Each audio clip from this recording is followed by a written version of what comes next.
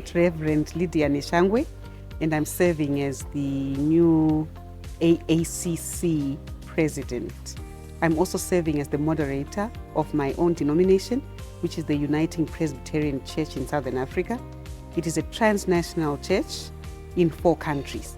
So that's Zimbabwe, Zambia, South Africa, and DRC as well.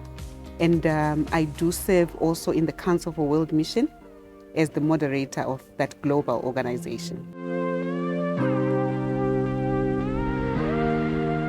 6 months into it, I am finding it exciting. It's been extremely exciting due to the support and accompaniment that I have received from the various stakeholders of AACC. So there's the support and accompaniment from the Secretariat, and then I've got the support and accompaniment from my own church denomination, and then the support and accompaniment from my own family. So in that respect, the journey has felt manageable 6 months in. So the main purpose of this General Committee, which is happening in Nairobi right now in May 2024, is to consolidate all the work that was done at the Assembly. Remember, we had the Assembly last year, 2023 November. Many decisions and resolutions were made. Many new committees came into place, as well as new members of the general committees, as well as other arms. So we've come together now to consolidate so that we may be able to govern with effectiveness. Because if we don't consolidate everything and orient the general committee members, then we'll not be able to move forward in an effective manner. So there are 2 main aspects to the agenda of the General Committee this time. Number 1 is orientation of all General Committee members. Reason being, some members are continuing from the last 5-year period. Other members have been elected and are new. And so it is good for us to get that orientation for all the members together. And then number 2, to now consolidate the work as we move forward. So after this very important first meeting of the General Committee, the key word will be implementation, because we can come together and talk and come together and plan and come together and be oriented. But once that has happened, the very next thing is we need to implement, because the organization needs to move forward. We need to govern in a way that makes the organization move forward and make progress. So the key word is implementation. That's the main thing that will happen after the General Committee this time. So the new strategy needs support from all stakeholders. Firstly, from the Secretariat, and secondly, from us, the governance body, because without our support, that strategy will not succeed. And thirdly, from the member churches themselves, and fourthly, from our partners. And so we are one of all the stakeholders who are there to support it through governance and through making sure that it is actually happening, just to evaluate that this new strategy is taking off the ground, is being implemented. If there are any difficulties, that the difficulties are being addressed. So really our role is to support it through our governance function.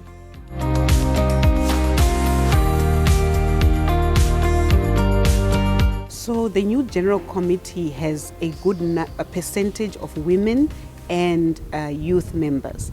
And the main reason is not so much that people just made it onto the new General Committee. The main reason is because of the legislation. It was legislated that we need to have women, we need to have youth, so that there is a balance. So that particular legislation of the AACC, which was legislated by the AACC member churches, is the one that made it possible for that to happen.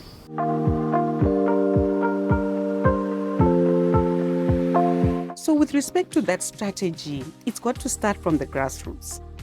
Because we in the grassroots and in the trenches, in our churches, in our societies, if we are not empowering the young people, if we are not empowering the women and supporting them and encouraging them, then we cannot expect them to be able then to come and govern an organization like the AACC. So we've got to start in the grassroots, in our congregations, in our churches.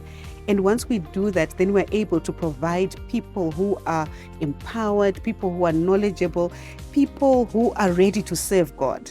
Because once they are there, then the AACC can take them. But we, the churches, must provide those people in the first place. If we don't provide those people, then it will be very difficult for the AACC to take them on. So the strategy is it has to start from the bottom.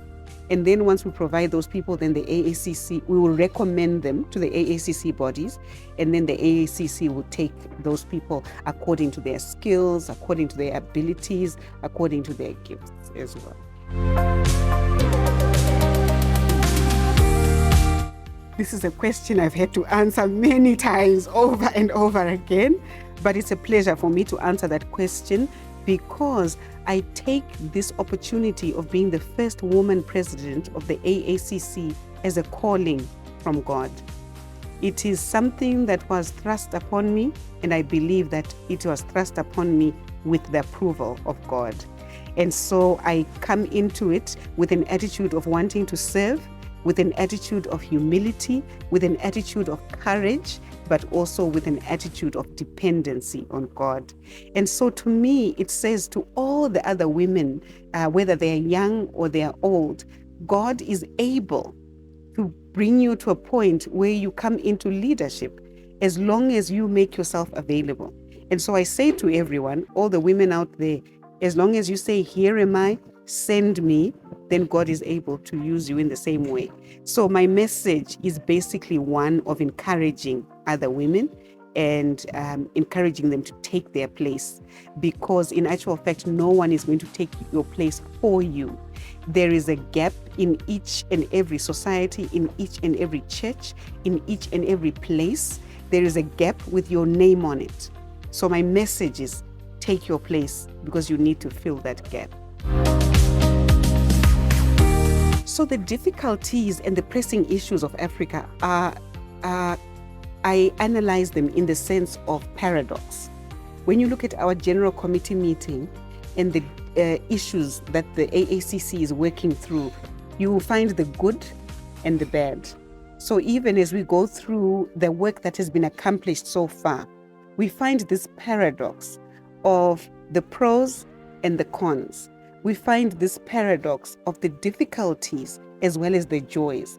So while in Africa we are full of relationship and we care for one another and we have compassion for one another, but on the other hand we have conflicts and divisions and we have to deal with those. While we've taken on democratic systems of governance in our countries, but on the other hand we have all this corruption also going on in our countries. So while we've brought forward men, women, and youth into the council, we still have the difficulty of getting them to have a voice, because it's one thing to be in the place, it's another thing to have a voice. So most of our issues, whether they are political, whether they are social, or they are environmental, or perhaps even technological, or relational, or religious, or theological in nature, they carry those two sides. And so the challenge for us as a general committee is to promote the positive and not focus only on the negative. And then to be able to challenge the secretariat as well as to challenge the member churches for us all together as stakeholders to work on the negatives so that we have that balance. Because sometimes there's this situation where in Africa we focus only on the negative because there's an abundance of negative.